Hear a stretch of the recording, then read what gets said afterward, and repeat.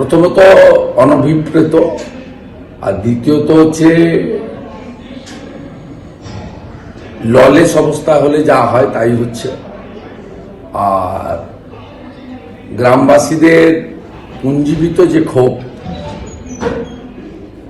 সেই ক্ষোভের বহিঃপ্রকাশ হচ্ছে। দীর্ঘদিন ধরে 12-13 বছরের অত্যাচারের আজকে মানুষ জনরোষটাকে হচ্ছে। তৃণমূলের নেতা মন্ত্রী শোভনদেব চট্টোপাধ্যায়রা বলেছিল যে স্বতঃস্ফূর্ত জনরোষ হয়েছে ইডির বিরুদ্ধে। ওই দিন চাচিরা করছিল, এখন যা করছে কাকিরা করছে। কিছুই হয়নি। দুদিন বাদে সন্দেশখালী বলে কোনো ইস্যু থাকবে না।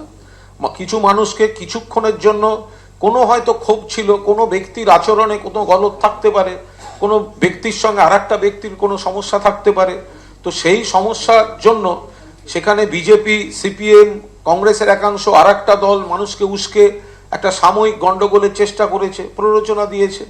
সংযত ছিল তৃণমূল, সংযত ছিল পুলিশ বাহিনী, ফলে দুদিন বাদে দেখবেন এই সমস্যাগুলো নেই। আমি আবারও সরাসরি আপনাদের জেলিয়াখালীতে নিয়ে যাব। আমাদের প্রতিনিধি ব্রতদীপ ভট্টাচার্য সেখান থেকে রয়েছেন। আমি ব্রতদীপ আরেকবার বলবো ছবিটা দেখাতে, তার কারণ একেবারে শিবু হাজরার যারা অনুগামীরা তারা এবার বিক্ষোভ দেখাচ্ছেন, এমনকি তারা প্রতিবাদ মিছিল, পাল্টা মিছিল তারা করবেন বলে জানাচ্ছেন। কি অবস্থা এখন ওখানে?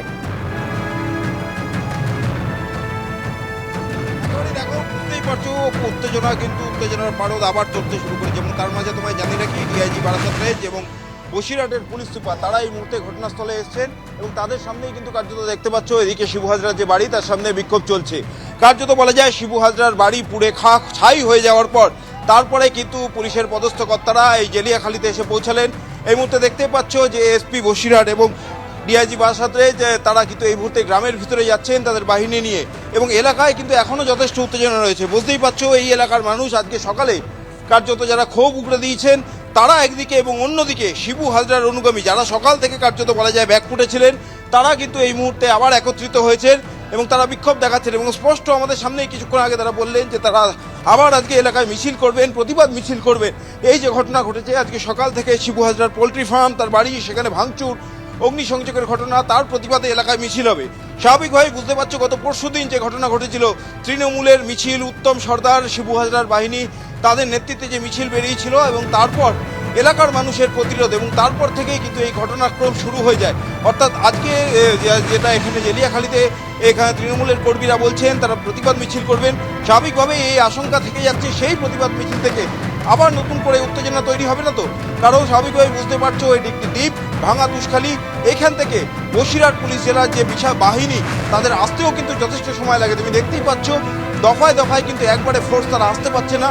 লঞ্চে করে প্রথমে সন্দেশখালী থানার কিছু ফোর্স আসে, তারপর এসডিপিও মিনা খান নেতৃত্বে কিছু ফোর্স আসে, এবং এই মুহূর্তে এসপি বসিরহাট এবং ডিআইজি বারাসাত রেঞ্জ তারা তাদের ফোর্স নিয়ে এসছেন। এখনও পর্যন্ত এখানে যত মানুষ রয়েছেন সেই অনুযায়ী, সেই তুলনায় কিন্তু সত্যিই বলা চলে পর্যাপ্ত পুলিশ বাহিনী এখানে নেই। স্বাভাবিকভাবে এই দুই পক্ষের মধ্যে আবার যদি একটা মুখোমুখি সংঘর্ষের মতন পরিস্থিতি তৈরি হয় তাহলে কি হবে সেটা কিন্তু সময় বলবে। কিন্তু এলাকায় যথেষ্ট একেবারে নিঃসন্দেহে এই অবস্থা একটা টানটান উত্তেজনার পরিস্থিতি তৈরি হয়েছে। পরিস্থিতির আরো অবনতি হয় কিনা, হলে সেই পরিস্থিতি পুলিশ কিভাবে নিয়ন্ত্রণ করে আমাদের টানা নজর রয়েছে। ব্রতদীপ তুমি নজর রাখো পরিস্থিতির দিকে। এই যে ছবি আপনারা দেখতে পাচ্ছেন এর পেছনে, এইটা হচ্ছে যখন ভাঙচুর চলছে সেই মুহূর্তের ছবি আপনারা দেখছেন, যখন মহিলারা আসেন এবং ভাঙচুর চালানো হয়, আগুন ধরিয়ে দেওয়া হয়, বিভিন্ন জায়গায় কিন্তু বিক্ষোভ দেখানো হয়েছে।